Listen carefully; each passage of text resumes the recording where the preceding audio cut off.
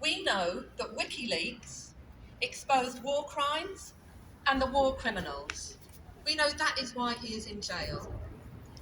We know that over years and years he has been subjected to conditions which amount to psychological torture.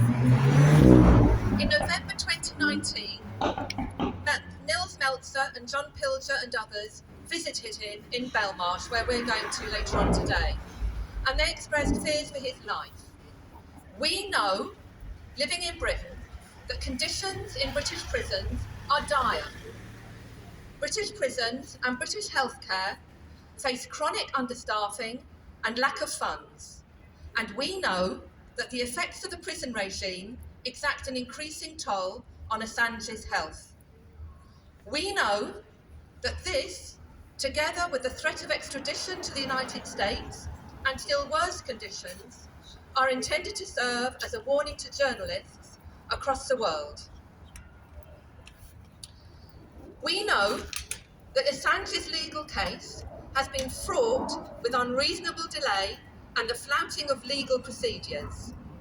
We know that the very validity of the extradition is put in question by the case going through the Spanish courts, that conversations between Assange and his lawyers were illicitly recorded by Spanish security company Usley Global and passed on to US intelligence. This violation of the principle of lawyer-client confidentiality could or should annul the extradition request.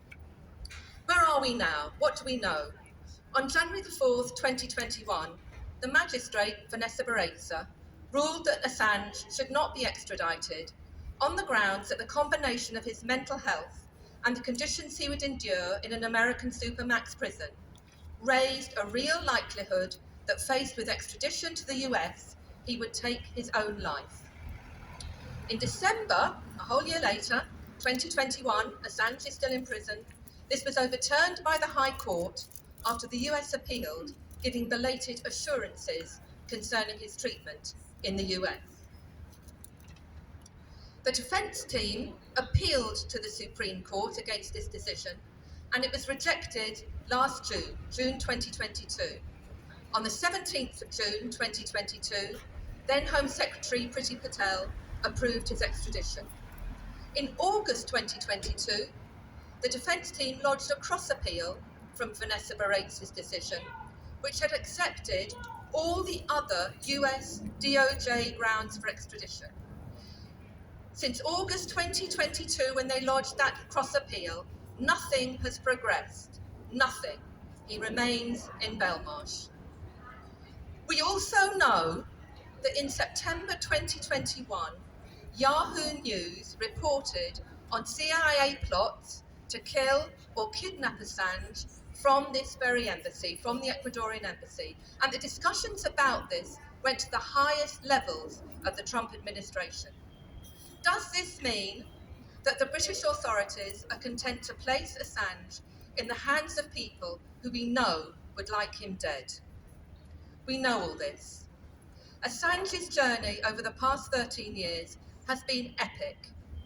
It has been epic on the scale of the Greek heroes and faced with all the challenges and hurdles that they faced.